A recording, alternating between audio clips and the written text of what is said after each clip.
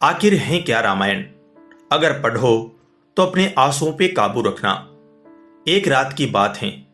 माता कौशल्या जी को सोते में अपने महल की छत पर किसी के चलने की आहट सुनाई दी। नींद खुल गई।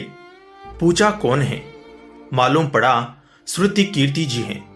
नीचे बुलाया गया।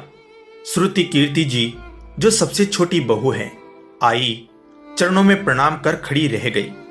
माता कौशल्या जी ने पूछा, श्रुति, इतनी रात को अकेली छत पर क्या कर रही हो बिटिया? क्या नींद नहीं आ रही? शत्रुघ्न कहाँ है? श्रुति कीर्ति की आंखें भर आई। मां की छाती से चिपटी, गोद में सिमट गई। बोली, मां, उन्हें तो देखे हुए 13 वर्ष हो गए। कौशल्या जी का हृदय कांप कर छटपटा गया। तुरंत आवाज लगी। सेवक दौड़े आए। आधी रात ही पालकी तैयार हुई। आज शत्रुघ्न जी की खोज होगी। मां चली। आपको मालूम है शत्रुघ्न जी कहां मिले? अयोध्या जी के जिस दरवाजे के बाहर भरत जी नंदी ग्राम में तपस्वी होकर रहते हैं, उसी दरवाजे के भीतर एक पत्थर की शिला है। उसी शिला पर अपनी बाह का तकिया बनाकर लेटे मिले। मां सिराहाने बैठ गई। बालों में हाथ फिराया तो शत्रुघ्न जी ने आंखें खोली। मां उठे, चरणों में गिरे। मां, आपने क्यों कष्ट किया? मुझे बुलवा लिया होता। मां ने कहा, शत्रुघ्न यहां क्यों? शत्रुघ्न जी की रुलाई फूट पड़ी। बोले, मां, भैया राम जी पिताजी की आज्ञा से वन चले गए। भैया लक्ष्मण जी उनके पीछे चले गए। भैया भरत जी भी नंदी ग्राम में हैं। क्या ये महल, ये रथ, ये राजसी वस्त्र विधाता ने मेरे ही लिए बनाए हैं? माता कौशल्या जी निरुत्तर रह गई। दोस्तों, क्या है ये राम कथा? यह त्याग की कथा है। यहां त्याग की प्रतियोगिता चल रही है और सभी प्रथम है। कोई पीछे नहीं रहा। चारों भाइयों का प्रेम और त्याग एक दूसरे के प्रति अद्भुत, अभिनव और अलौकिक है। रामायण जीवन जीने की सबसे उत्तम शिक्षा देती है। भगवान राम को 14 वर्ष का वनवास हुआ तो उनकी पत्नी मां सीता ने भी सहर्ष वनवास स्वीकार कर लिया। परंतु बचपन से ही बड़े भाई की सेवा में रहने वाले लक्ष्मण जी कैसे राम जी से दूर हो जाते? माता सुमित्रा से तो उन्होंने आज्ञा ले ली थी वन जाने की, परंतु जब पत्नी उर्मिला के कक्ष की ओर बढ़ रहे थे तो सोच रहे थे कि मां ने तो आज्ञा दे दी, परंतु उर्मिला को कैसे समझाऊंगा, क्या कहूंगा? यही सोच विचार करके लक्ष्मण जी जैसे ही अपने कक्ष में पहुंचे तो देखा कि उर्मिला जी आरती का थाल लेके खड़ी थी और बोली, आप मेरी चिंता छोड़ प्रभु की सेवा में वन को जाओ। मैं आपको नहीं रोकूंगी। मेरे कारण आपकी सेवा में कोई बाधा न आए, इसलिए साथ जाने का हट भी नहीं करूंगी। लक्ष्मण जी को कहने में संकोच हो रहा था, परंतु उनके कुछ कहने से पहले ही उर्मिला जी ने उन्हें संकोच से बाहर निकाल दिया। वास्तव में यही पत्नी का धर्म है। पति संकोच में पड़े उससे पहले ही पत्नी उसके मन की बात जानकर उसे संकोच से बाहर कर दे।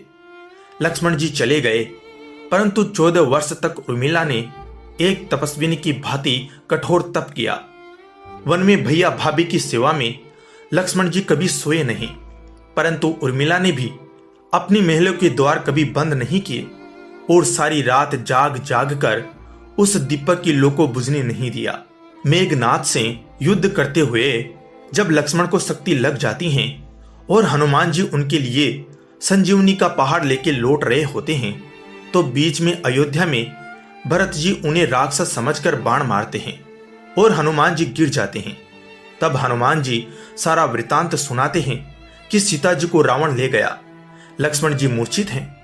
यह सुनते ही कौशल्या जी कहती हैं कि राम को कहना कि लक्ष्मण के बिना अयोध्या में पैर भी मत रखना, राम वन में ही रहे। माता सुमित्रा कहती हैं कि राम से कहना कि कोई बात नहीं, अभी शत्रुघ्न है, मैं उसे भेज दूंगी। मेरे दोनों पुत्र राम सेवा के लिए ही तो जन्मे हैं। माताओं का प्रेम देखकर हनुमान जी की आंखों से अश्रुधारा बह रही थी, परंतु जब उन्होंने उर्मिला जी को देखा तो सोचने लगे कि यह क्यों एकदम शांत और प्रसन्न खड़ी हैं। क्या इन्हें अपने पति के प्राणों की कोई चिंता नहीं? हनुमान जी पूछते हैं, देवी, आपकी प्रसन्नता का कारण क्या है? आपके पति के प्राण संकट में हैं। सूर्य उदित होते ही सूर्य कुल का दीपक बुझ जाएगा। उर्मिला जी का उत्तर सुनकर तीनों लोकों का कोई भी प्राणी उनकी वंदना किए बिना नहीं रह पाएगा। वे बोली, मेरा दीपक संकट में नहीं है, वह बुझ ही नहीं सकता। रही सूर्योदय की बात, तो आप चाहे तो कुछ दिन अयोध्या में विश्राम कर लीजिए, क्योंकि आपके वहां पहुंचे बिना सूर्य उदित हो ही नहीं सकता। आपने कहा कि प्रभु श्री राम मेरे पति को अपनी गोद में लेकर बैठे हैं। जो योगेश्वर राम की गोदी में लेटा हो, काल उसे छू भी नहीं सकता। यह तो वो दोनों लीला कर रहे हैं। मेरे पति जब से वन गए हैं तब से सोए नहीं हैं।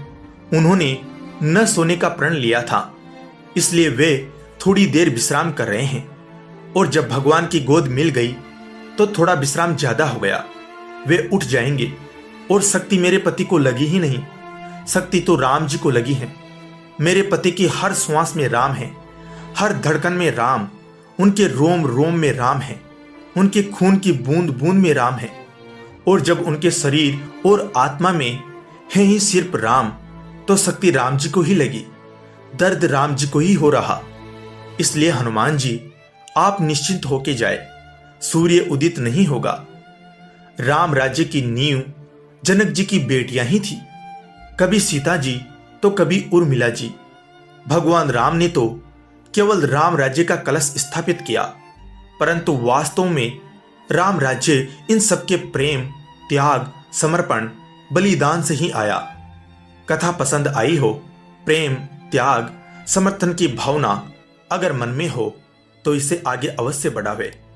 आप सभी का दिन शुभ हो। धन्यवाद दोस्तों।